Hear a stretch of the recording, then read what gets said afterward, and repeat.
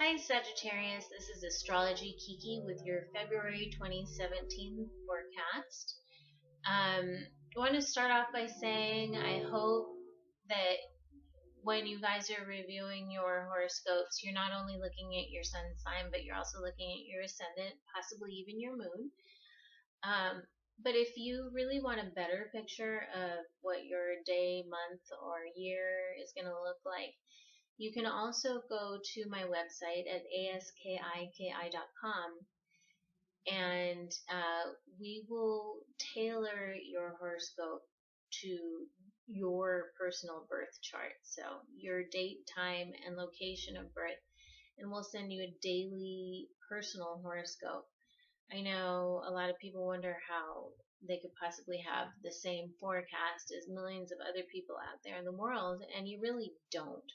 Your day is really going to be based on how the degrees of your planets in your birth chart are to the transiting planets of today or tomorrow. So you really do have your own personal horoscope, and you can find that at astrologykiki.com. Now, for a short month, there's actually quite a bit going on in February, and there are two eclipses, a solar eclipse and a lunar eclipse. And we're going to start the month off with the second. There's a challenging aspect or a square between Mercury and Jupiter, and they're affecting your second and your 11th houses, which are both financial houses. Your second is the house of earned income and budgeting, possessions, and your 11th house is a house of financial gains, and it's also a house of acquaintances and networking and organizations, charities, things like that.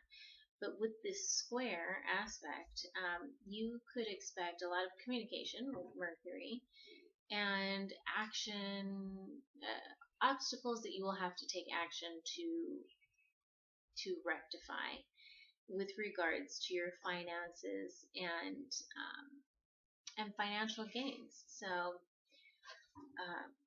yeah, expect to need to overcome something on that day, but it's a short transit, so it's just something that you're going to have to work on, take action to work on that day.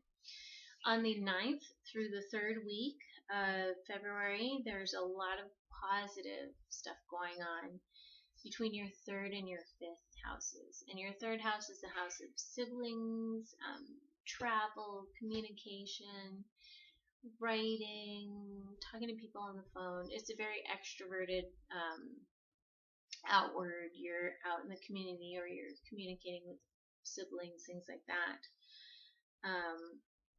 And your 5th house is your house of fun and children and creativity and romance. So you have all these planets are in really nice degrees to each other, and that's between Mercury, Uranus, Venus, the Sun, and Saturn. So even Saturn is going to probably play a very stabilizing role in during this time. But then you have communication and surprises, and Venus is the planet of love. So you could expect a lot of communication, possibly travel with your siblings, or for fun with children, dating, creative time. A really nice aspect for you. On the 10th, there's a lunar eclipse in your 9th house, which is your house of,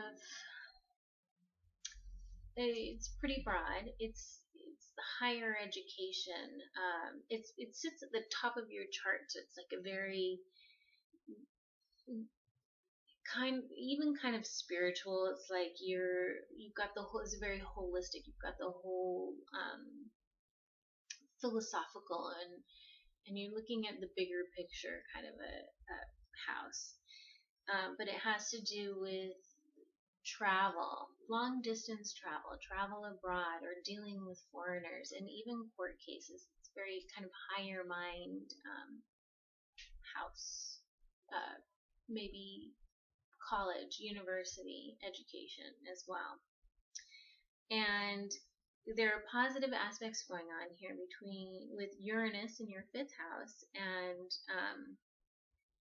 and Jupiter in your 11th. So the 9th house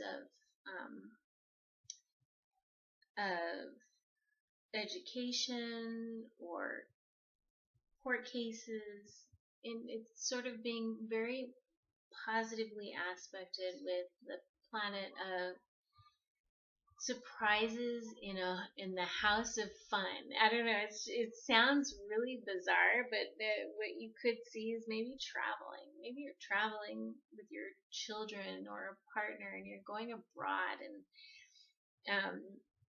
or with a networking organization or a group, or you're doing something with a networking organization, and it involves your university. Something along those lines. But lunar eclipses really do signify the end of something. So, and it's not necessarily negative. It's just you're moving from one chapter of your life to another. And your 9th house, maybe you're finishing up university and now you're going to go, travel or have children or something along those lines. On the 21st and the 22nd, there is a challenging aspect between Mars and Pluto in your 5th and 2nd houses. With those, I would probably say there might be some kind of expense on that day. Your Pluto is in your 2nd house of earned income and budgeting, and so maybe you have an expense with regards to your children or a date or sports or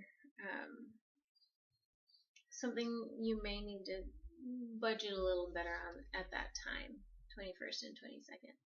On the 26th, there's a solar eclipse in your 4th house.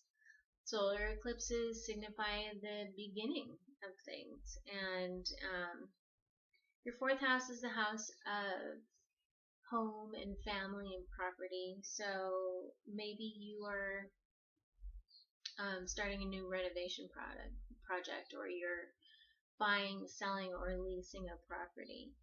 Just beware, because when anything in the 4th house is conjunct Neptune, you can see the potential for